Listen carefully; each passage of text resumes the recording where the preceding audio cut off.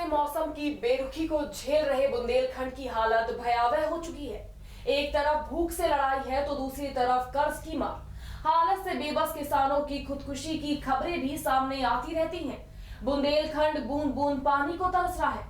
रोटी का सवाल यहाँ के लोगों के लिए सबसे बड़ा है। पेट की आग बुझाने के लिए लोग अपना घर बार छोड़ने को मजबूर हैं।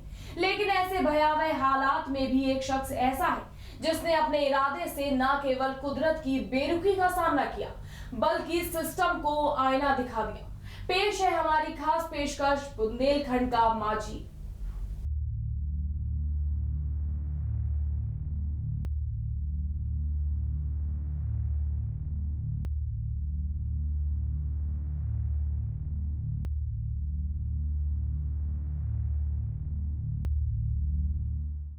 हिंदुस्तान के इस हिस्से का नाम जुबा पर आते ही जहन में एक ऐसी तस्वीर उभरती है जहां सूखे खेत हैं, सूखी नहरें हैं, सूखी नदियां हैं, बंजर जमीन में उम्मीदों का हल चलाते किसान हैं और बूंद बूंद पानी को तरसते लोग हैं। आज बुंदेलखंड बदहाली, बर्बादी और बेबसी की मिसाल बन चुका है। कर्ज के बोझ तले किसानों के घरों का मातम दिल को झकझोर देता है।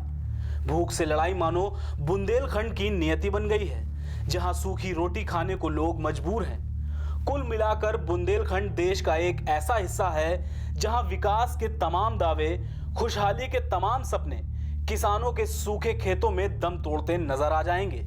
हालात कितने डरावने हैं उनकी बानगी भी देख लीजिए। ये कहानी 1-2 साल की नहीं है, पिछले 1 दशक से बुंदेलखंड सूखे की मार झेल रहा है।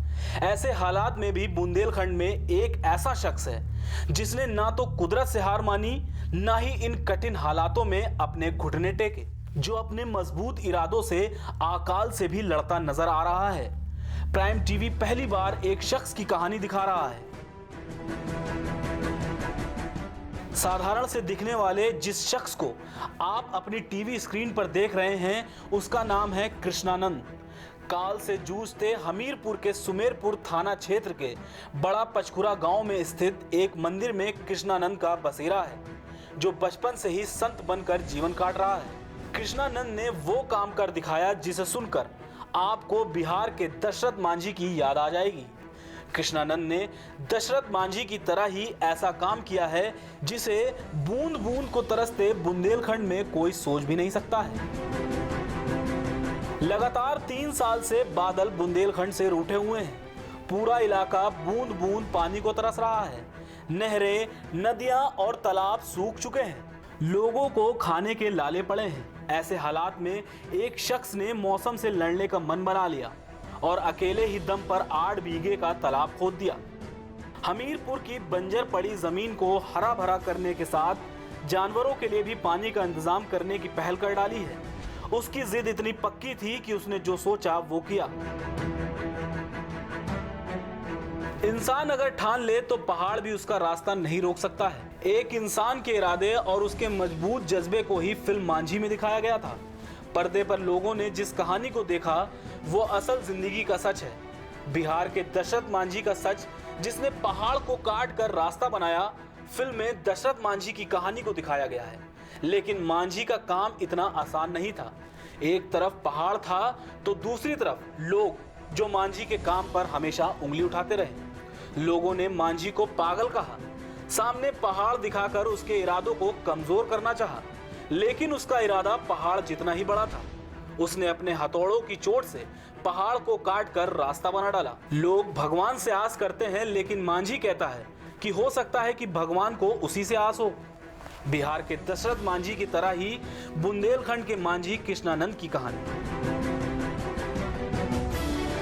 अपनी गांव की प्यास देखकर कृष्णानंद ने खुद ही एक 8 बीघे का तालाब खोदकर मिसाल पैदा कर दी।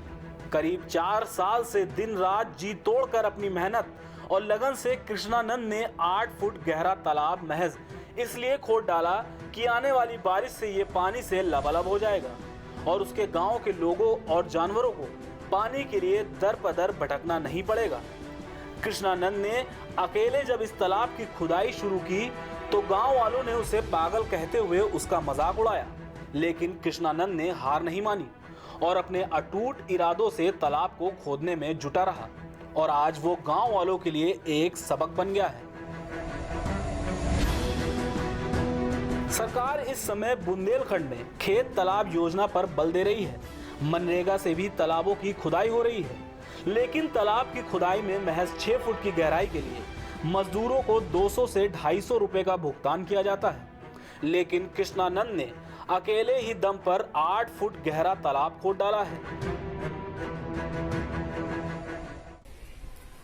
ये तालाब खोदने का निर्णय मैं हरिद्वार से जब आया 2014 में, 32 साल वहाँ रहा। 18 साल की उम्र में इंटर करने के बाद में मैं हरिद्वार चला गया। वहाँ से जब आया तो हमारे दादा यहाँ 50 वर्ष सेवा किया, उनकी डेथ हो गई थी। 6 महीने का अंतराल होने के बाद मैं यहाँ आया तो यहाँ गंदगी का अंबार लगा था। मैंने 1 साल पूरी सफाई में अपना समय लगाया। सफाई करने के बाद में फिर इसकी खुदाई शुरू किया। पहले गांव वालों से मदद मांगा, गांव वालों ने मेरे को मदद नहीं दिया। फिर मैं अकेले ही संकल्प कर लिया इसको तालाब को खोदने के लिए। 2015 से मैंने काम शुरू किया खुदाई का। 2015 से 2019 तक मैं 3000 ट्राली मिट्टी डाल चुका हूँ अभी तक। और मैंने संकल्प ये लिया है कि पूरा ही तालाब खोदना है। इस बीच में मुझे भूखा भी रहना पड़ा, बीमार भी हो गया, और गांव वालों ने तो कभी पानी तक के लिए आज तक नहीं पूछा। घर वालों ने भी 1 बजे भोजन भेजते हैं वो लोग। भूखा भी रहना पड़ा मुझे, लेकिन मैंने छोड़ा नहीं अपना काम।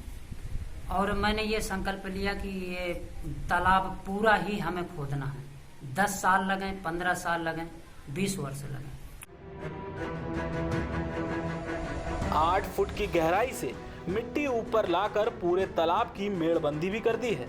जिस काम को सैकड़ों मजदूर करते हैं, उस काम को कृष्णानंद ने अकेले ही दम पर भूखे पेट रहकर अंजाम दे डाला है। कृष्णानंद की इस पहल ने बुंदेलखंड में बारिश के पानी के प्रबंधन की एक नई पहल शुरू की है। एक तरफ मौसम की मार, दूसरी तरफ सिस्टम की बेरुखी, लेकिन कृष्णानंद ने हार नहीं मानी और तालाब खोदने का काम जारी रखा। बचपन से ही संत जीवन जीने वाले कृष्णानंद ने पूरे गांव को ही अपना परिवार मान लिया और गांव में पानी के लिए मची त्राही त्राही से उन्हें तालाब खोदकर बारिश के पानी को जमा करने और वर्षा जल संचित करने की एक अनूठी मिसाल दे डाली। साथ ही साथ सरकारी सिस्टम को भी एक नसीहत दे दी।